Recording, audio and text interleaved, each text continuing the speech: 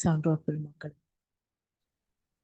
வரவேற்புரை நல்கிய பகீரதி அம்மா அவர்களுக்கும், துரிய தவம் வழிநடத்திய சுகந்தி அம்மா அவர்களுக்கும், நன்றியுரை வாழ்த்துரை நல்க இருக்கும் நகுலேஷ் ஐயா அவர்களுக்கும், உலக நல வாழ்த்து பாட இருக்கும் நேசமலர் அம்மா அவர்களுக்கும், இங்கே வருகை புரிந்திருக்கும் அனைத்து சான்றோர் பெருமக்களுக்கும் பணிவான வணக்கங்களையும் மனமார்ந்த நன்றிகளையும் வாழ்க வளமுடன் என்ற வாழ்த்துக்களையும் கூறிக்கொள்கிறேன்.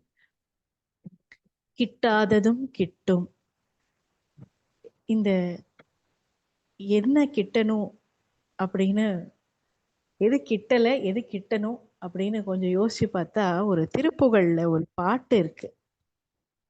அந்த பாடல் வரி பொருளையும் சொல்றேன். துப்பா ரப்பா டற்றி மொய்க்கால் சொற்பா வெளிமுக்கு குணமோகம் துற்றா எப்பி ரற்றோலிட்டே சுற்றா மதன பிணிதோயும் இப்பா வக்கா எத்தா சைப்பா தெற்றே யுலகிற் பிறவாதே எத்தார் வித்தார் அத்தே கிட்டா எட்டா அருளை தரவேணும் தப்பா மற்பா விச்சே விப்பார் தத்தாம் வினையை களைவோனே தற்காழிச்சூர் செற்றாய் மெய்ப்போ தத்தாய் தணிகை தனிவேலா அப்பா கைப்பா லைப்போல் சொற்கா வற்பா வைத்தன தனைவோனே அத்தா நித்தா முத்தா சித்தா அப்பா குமரப்பெருமாளே அப்படின்ற ஒரு பாடல் இருக்கு.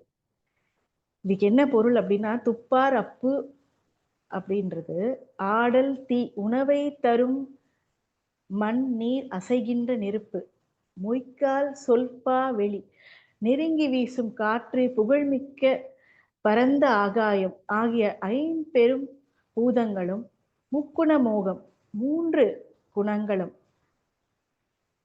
சாத்வீகம் ராஜசம் தாமசம், இந்த 3 குணங்களும், மூவாசைகளும், அதாவது மண் பெண் பொன் ஆசை, துற்றாய அதாவது மேலே சொன்னவை அத்தனையும், இது எல்லாம் நெருக்கமா வைக்கப்பட்டுள்ளதும், பீரல் தோளிட்டே சுற்றா 9 துவாரங்களுடன் கிழிந்த தோலை வைத்து சுற்றி மூடப்பட்டதும், நமக்கு எல்லா சக்கரங்களும் ஆக்டிவேஷன்ல இருக்கும் இல்லையா, அதுக்கு மேற்பட்டு மேலே போறது, மதன பிணிதோயும் காமநோய் தோய்ந்துள்ளதும் ஆகிய இப்பாவ காயத்து, இந்த பாவம் நிறைந்த உடல் மீது அசைப்பாடு எற்றே, அதாவது ஆசை படுவதை மேற்கொண்டு உலகிற் பிறவாதே, உலகில் மீண்டும் மீண்டும் யான் பிறக்காமல் எத்தார் வித்தார் அத்தே கிட்டா, உன்னை துதிக்காதவர்களின் கல்வி சாமர்த்தியத்தில் கிடைக்காததும் எட்டா அருளை தரவேணும் அவர்களுக்கு எட்டாததுமான உன் திருவருளை தந்துதவ வேண்டும்.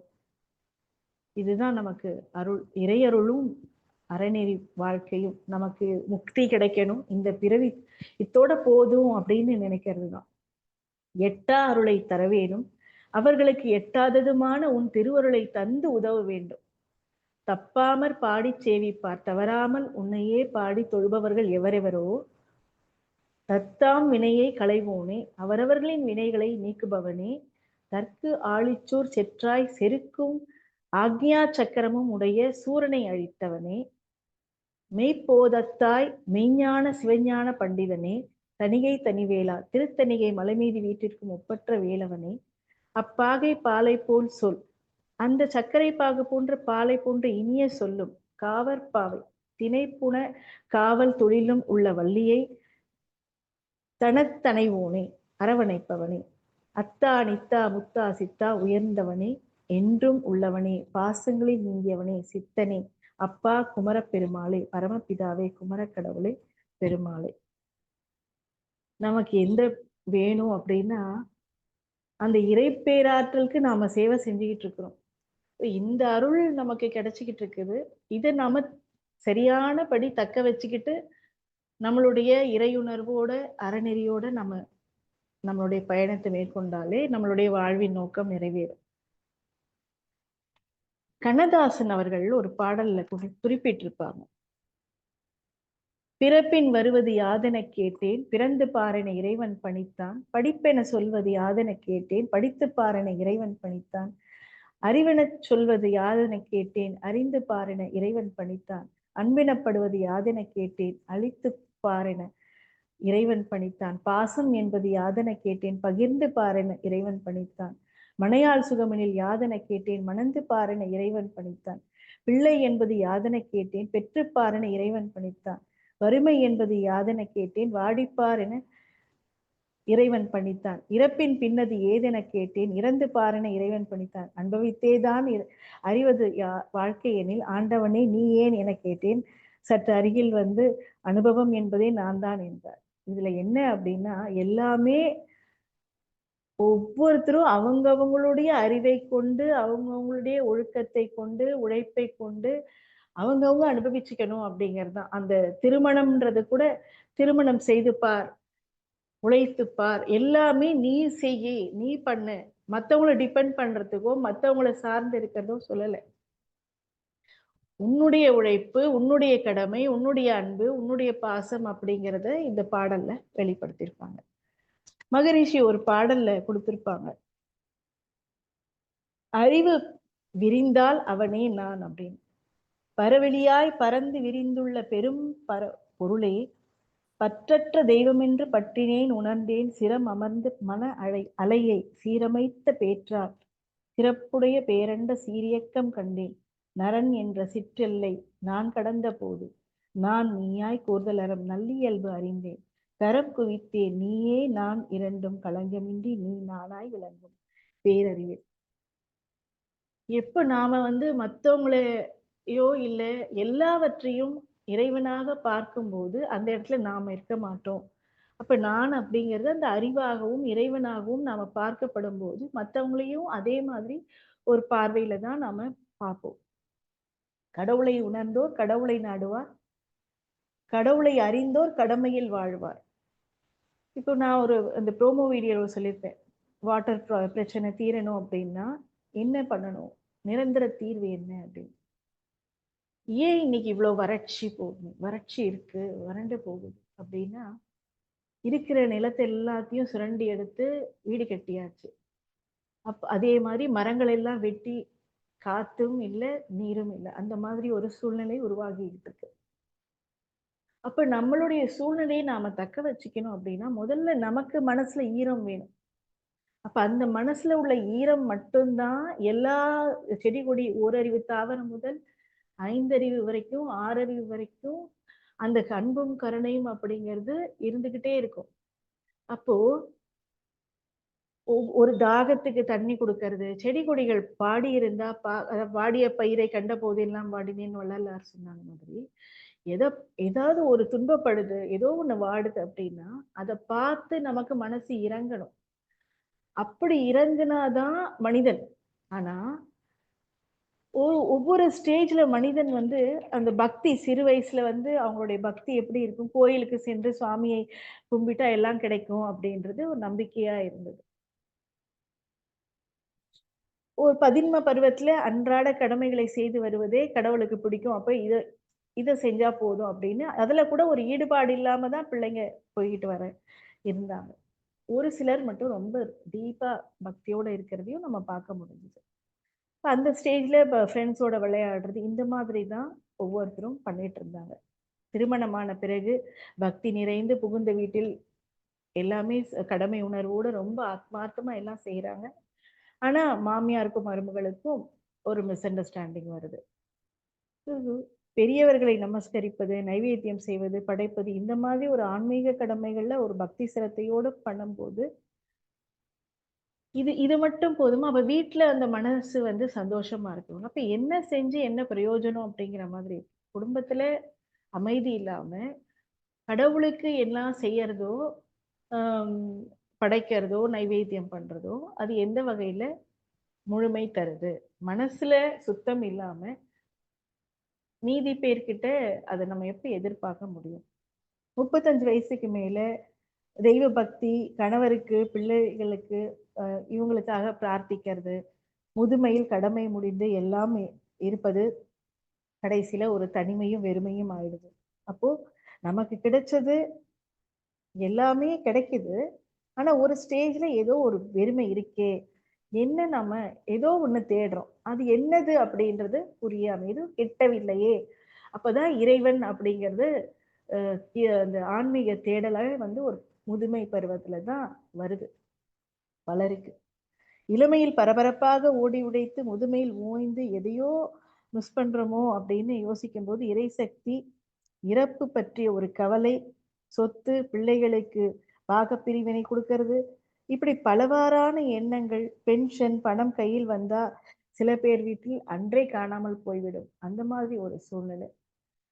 சிலர் தான் சரியான அணுகுமுறையில் பணம், வரவு செலவு கணக்கு, சேமிப்பு அப்படிங்கிறது சில பேர் சரியா பராமரிக்கிறாங்க. இளமையில் இருந்த இறைவன் மீது பக்திக்கும் இப்போ உள்ள ஞான தேடலுக்கும் எவ்வளவு வித்தியாசம் இருக்கு. அப்ப ஏதோ ஒண்ணு இன்னைக்கு ஏன் நிறைய இடத்துல உணவுக்கு வெளியவே தான் சாப்பிடுற மாதிரி ஒரு சூழ்நிலை. எல்லாருமே பிரிஞ்சு பெத்தவங்கள பிரிஞ்சு ஹாஸ்டல்ல வாழ்ற வேலை தேடி அங்க இருக்கிற மாதிரி இருக்கு. ஒரு ஒரு பஞ்சபூதங்கள் அப்படிங்கிற அந்த பஞ்சபூதத்தை வணங்கணும் அப்படிங்கிறது யாருக்கும் தெரியறதில்ல. அத மதிக்கணும் அப்படிங்கிறது தெரியல. நமக்குள்ள இருக்கக்கூடிய அந்த நிலம், நீர், நெருப்பு, காற்று, விண் அப்படிங்கிறது நம்ம எப்படி பார்க்கலாம்? இப்ப மண் அப்படிங்கிறது இந்த உடல்ல சதையாக, எலும்பாக இருக்கு. ஆக யாரா இருந்தாலும் பூமியையும் மதிக்கணும், தன்னையும் மதிக்கணும். இப்ப மனதில் ஈரம் இருக்க தண்ணீர் பருகணும். பசி, தாகம் அப்படின்னு வர்றவங்களுக்கு மனதோட உணவு, நீரை குடுக்கணும். மண்ணுக்கு செய்யும் மரியாதை, மண்ணை வறண்டு போகாமல் நீரூற்றி செடிகளை வளர்க்கிறது, மண் வளத்தை ரசாயனம் போட்டு அதை சேதப்படுத்தாமல் இயற்கையாக பேணுவது, மண்ணை பயனுள்ள முறையில பயன்படுத்துவது. மகரிஷி எவ்வளவு அழகா பஞ்சபூத நவகிரகம் குடுத்திருக்காங்க. மண்ணை தொட்டு வணங்குவது, வீட்டு பெரியவர்களை மதித்து வணங்குவது, மண்ணை பாதுகாப்பதற்கு சமம். மண்ணை பாதுகாப்பது அப்படிங்கிறது இந்த தேகத்தையும் பாதுகாப்பதற்கு சமம். அப்போ இதுல வந்து செயல் விளைவும் இன்க்ளூசிவா இருக்கு.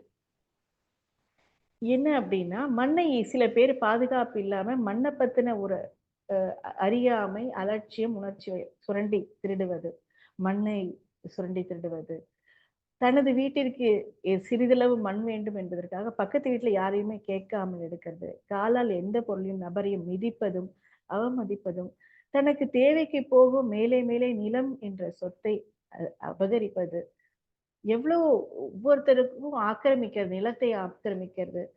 இந்த மாதிரி ஒவ்வொருத்தருடைய அதாவது பணம் இருக்கு அப்படிங்கிறதுனால ஒவ்வொரு இடமா வாங்கி போட்டுக்கிட்டே இருக்கிறது, அபகரிச்சு வாங்குறது. ஒருத்தவங்களுக்கு பணம் குடுத்திருப்பாங்க. அத வந்து அ அவங்க பணம் குடுக்கல அப்படிங்கிறதுனால அவங்க வீட்ட தான் பேருக்கு மாத்தி எழுதிக்கிறது.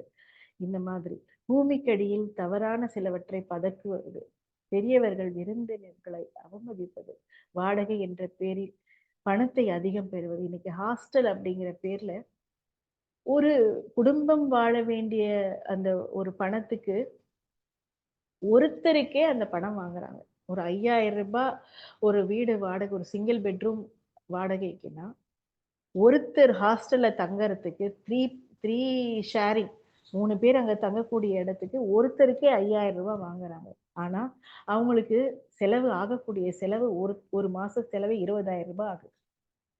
கரண்ட் பில்லு எல்லாம் எல்லாமே சேர்த்து.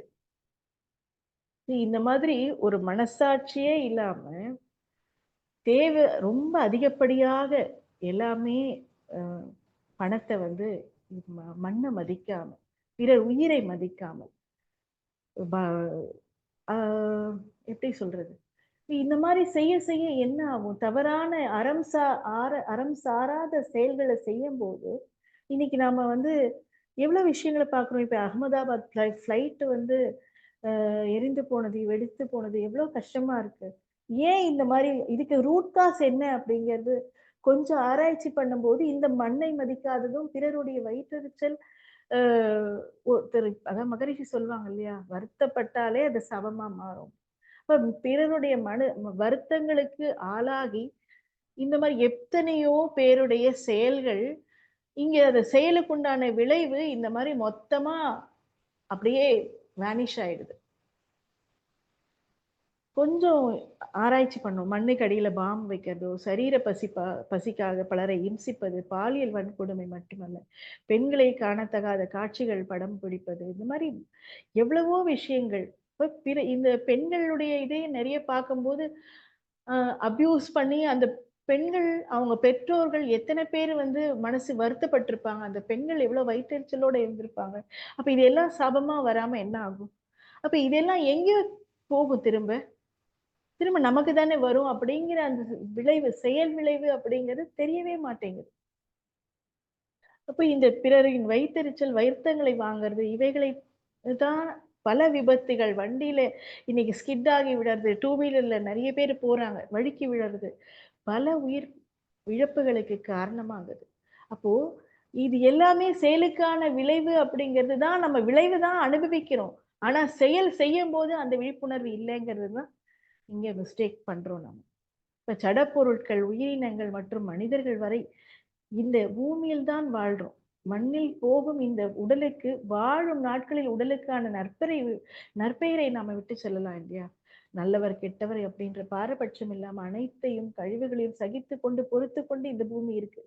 அப்ப உலகில இத்தன சிலர் பூமியை மதிப்பதால் மட்டுமே பூமி குளிர மரம் நடுவது, வறட்சி ஏற்படாமல் பறவைகள், விலங்கினம்க்காக மரங்கள் நெறைய நட்டு வச்சு, அதாவது இன்னைக்கு அந்த மரக்கன்றுகளாக இருக்கக்கூடியது, மரமாக இருக்கும்போது தான் அத்தனை பறவைகளும், அணில் எல்லாமே வந்து தங்குது. குரங்குகள் முதல் கொண்டு வாழுது. இவ்ளோ இந்த ஒரு விஷயமே, இந்த மண்ணுக்குரிய விஷயம் பாருங்க எவ்ளோ கொஞ்சம் ஆராய்ச்சி பண்ணும். இப்ப நீர் அப்படின்னு பார்த்தா, நீர் மதிக்காவிட்டால் என்ன ஆகுது? நம்ம உடம்புல ஓடக்கூடிய ரத்த ஓட்டம் வந்து எப்படிலாம் இருக்கு? ஒரு ஒரு தாயா இருந்தா தாய்ப்பாலாக இருக்கு. தனது ரத்தத்தையே உணவாக குழந்தைக்கு தர்றா. ரத்தம் உடலில் கெடாமல் சீராக ஓடுவதற்கு உடல் ஏற்றுக்கொள்ளும் வகையிலே உணவில் கவனம் செலுத்தி சாத்வீக முறையிலே உமிழ்நீர் சுரந்து மென்று உண்ண ரத்தத்தில் சர்க்கரை அளவு சீராக இயங்க உதவும். அப்ப ரத்த செல்களை பாதுகாக்கும் முறையில் உணவை சத்துள்ள வகையில் உட்கொள்வது அவசியம். நியூட்ரிஷியஸா நம்ம சாப்பிடணும். நீர் அப்படிங்கிறது விலை மதிப்பற்ற தண்ணீராகவும், வியர்வையாகவும், சிறுநீராகவும் இருக்கு. கழிவாகவும் வெளியேறுகிறது. இப்ப நாம நிறைய தண்ணியும் குடிக்கணும், பழச்சாறுகள் குடிக்கணும், சூப்பு குடிக்கணும். இந்த மாரிலாம் நம்ம மதிக்கிறது தான் எல்லாமே. நம்மளுடைய உடம்ப மதிக்கணும். இந்த பஞ்சபூதங்கள மதிக்கிறதுன்றது நம்ம உடம்புல மதிக்கிறதுக்கு சமம். நம்ம உடம்ப மதிக்கிறது பஞ்சபூதங்கள மதிக்கிறதுக்கு சமம். இந்த செயல் விளைவு பார்க்கணும். நீர் எப்படி சிக்கனமாக தாகத்துக்கு தண்ணீர் கேட்பவருக்கு கேட்பதற்கு முன்னாடியே குடுப்பது. தண்ணீருக்கான பஞ்சம் இருக்கவே இருக்காது. வேப்பமரம், பனைமரம், புங்கன், ஆலமரம் இப்படி பூமிக்கு எ அடியில நீர் சேர்த்து வைக்கக்கூடிய மரங்களை, அ பனைமரம் இதெல்லாம் வந்து நீரை சேர்த்து வைக்கக்கூடிய அளவுக்கு மண்ணுல தேங்கும். மண்ணுல வந்து நீர்வளம் இருந்து கொண்டே இருக்கும். அப்போ இதெல்லாம் வந்து ஒருத்தருடைய கிணற்று நீர் இருந்தால், இல்லாதவர்கள் கேட்டா பக்கத்துல அக்கம் பக்கத்துல கேட்கிறவங்களுக்கு கூட தண்ணி குடுக்கணும் அப்படிங்கிறது, உதவணும். ஆபத்து காலத்தில் உதவி செய்யணும் அப்படிங்கிறது வரணும். நீர் அவசியமில்லாத வகையில எப்படி பயன்படுத்துறாங்க? குடிநீரை குடியாக, மதுபானமாக உருவாக்கி பிறர் குடியை கெடுப்பது. ஊரே வெள்ளக்காடாக. இப்போ ஒருத்தர் குடிக்கிறாங்க அப்படின்னா, இப்ப அந்த ஒருத்தருடைய குடும்பத்த கொஞ்சம் யோசிச்சு பார்த்தா தெரியும். அப்ப அத்தன பேருடைய மன வருத்தங்கள் என்ன ஆகும்? அப்ப அந்த குடிக்கிறவனுடைய அவனும் உடம்ப கெடுத்து, தன்னுடைய குடும்பத்தையும் வந்து வாழ விடாம, அவங்க இன்னைக்கு எவ்வளவோ பேர நம்ம பார்க்கிறோம். பார்க்காம இன்னைக்கு நான் இவ்ளோ பேசல. ஸோ இதெல்லாம் வந்து இப்ப நமக்கு வந்து ஏன் இறைநிலைய தடைப்படுது அப்படிங்கிறது தான். கிட்டாதது கிட்டும் அப்படின்னா, ஏன் கிட்டல அப்படிங்கிறதுக்காக தான் இதெல்லாம் நம்ம பார்த்துக்கிட்டு இருக்கிறோம், பேசிக்கிட்டு இருக்கோம். இப்ப இயற்கை சீற்றமாக ஒரே நாள்ல வெள்ளமா வந்து ஏன் வருது? ஏன் இயற்கை இவ்ளோ சீற்றம் வருதுன்னா, இத்தன பேருடைய மன வருத்தங்கள் தான். உண்மையில் இயற்கை சீற்றம் என்பது எதுவும் இல்லை. மனிதனின் மாசுபட்ட செயல்களாலும், எண்ணங்களாலும் நடக்கிறது தான். பிளாஸ்டிக் பொருட்கள் நிலத்தில் தங்கி வெள்ள நீரை போக விடாமல் வெள்ளக்காடாக மாற்றுவது மனிதனுடைய செயலுக்கான விளைவாகும். வாஷ் பேசின்ல, ஷவர் பாத்ல இப்படி தண்ணீரை அதிகப்படியாக திறந்து விட்டு பல் தேய்ப்பதோ இல்ல குளிக்கிறதோ, அது பாட்டுக்கு மானாவாரியா மோட்டர் தண்ணி கீழே போகிறதோ, இப்படிலாம் நிறைய வேஸ்ட் பண்றோம். இப்போ நம்ம எவ்வளோக்கு எவ்வளோ வேஸ்ட் பண்றோமோ, அது பிறருடைய வளத்த நாம மறைமுகமாக நாம வந்து அத யூஸ் பண்ணிக்கிட்டு இருக்கோம் அப்படிங்கிறது புரிஞ்சுக்கணும். பிறருக்கு துன்பம் விளைவிக்கும் செயல்களை செய்வது, அளவுக்கு அதிகமாக நீரை செலவழிப்பது, பின்னாளில் விளைவை நாம சந்திக்க நேரிடலாம். இப்ப நீரை சேமிக்கவும், கவனமாக பயன்படுத்தவும் நன்மை பயக்கும். அப்போ இதுக்கு வந்து நம்ம அளவோட, முறையோட பயன்படுத்தணுங்கிறது தான் நாம புரிஞ்சுக்க வேண்டிய விஷயம். இதுதான் பயனறிந்து புனித நீரை அளவோடும், மதிப்போடும் அனுபவிப்பது நல்லது. இப்ப பஞ்சபூதத்துல நெருப்பு அப்படின்னு பார்த்தோம்னா, அழுத்த காற்றை தான் நெருப்பாக இருக்கு. அப்ப 2 கல்ல உரசுனா நெருப்பு வரும். 2 கைகளை தேய்த்தாலும் வெப்பம் வரும். உடலில் அ உடலில் உள்ள உடலின் உள்ளே பொதுவாக ஓட்டமாக இருக்கிறது 37 டிகிரி செல்சியஸ். 98.6 டிகிரி ஃபாரன்ஹீட் ஆக உள்ளது. வெப்ப ஓட்டம் சீராக இயங்கணும். அப்ப நெருப்பு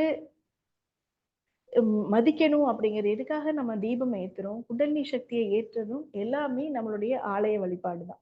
நம்ம ஆன்மாவ வழிபடுவது தான்.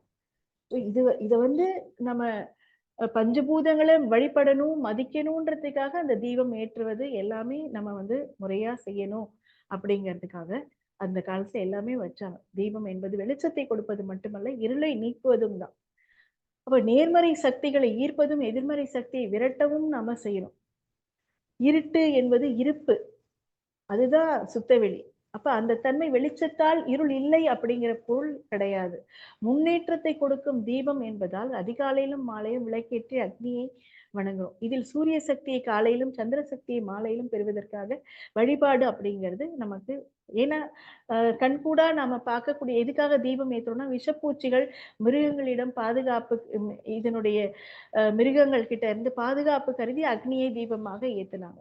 இப்ப உட்கருத்து அப்படிங்கிறது என்னன்னா, மதித்தால் அது நமக்கு ஒத்துமுதியுமாக இருக்கும் அப்படிங்கிறது தான். அப்ப அக்னியை சாட்சியாக வைத்து திருமணத்தில் வலம் வருவதும், வாழ்நாள் முழுவதும் இன்ப துன்பங்களில் ஒருவருக்கொருவர் துணையாக ஆயுள் வரை இருப்பேன் அப்படிங்கிறதும் இந்த அக்னியை சாட்சியாக பண்றாங்க.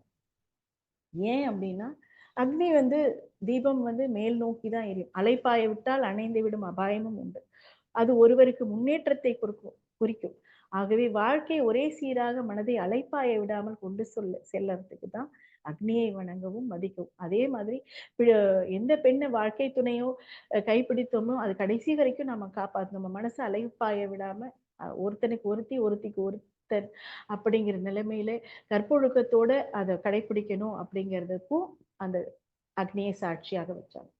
இப்ப சிகரெட் என்ற பெயரிலும் நெருப்பை பற்ற வைத்து உடலை பாழ்படுத்துவது, அக்னியை தரையில் போட்டு மிதிப்பது, பல உயிர் அழிய தீயை பற்ற வைப்பது, காட்டு தீயாக பரவ விடுவது, இந்த கந்து வெட்டி அப்படிங்கிற பேர்ல வட்டிக்கு பணம் கொடுப்பது, இதெல்லாம் இது என்ன ஆகும் மறைமுகமா வந்து இவ்ளோ வட்டி நாம கட்டுறோமே, நாம வாங்குனது என்னவோ இவ்வளவுதான். லைஃப் லாங் அந்த வட்டிக்கே இவ்ளோ போகுதே அப்படின்னு ஒருத்தருடைய மனக்குமுறல் அலைகளாக சபமாக மாறும் அப்படிங்கிறது யாராவது தெரிஞ்சுப்பாங்களான்னு தெரியல.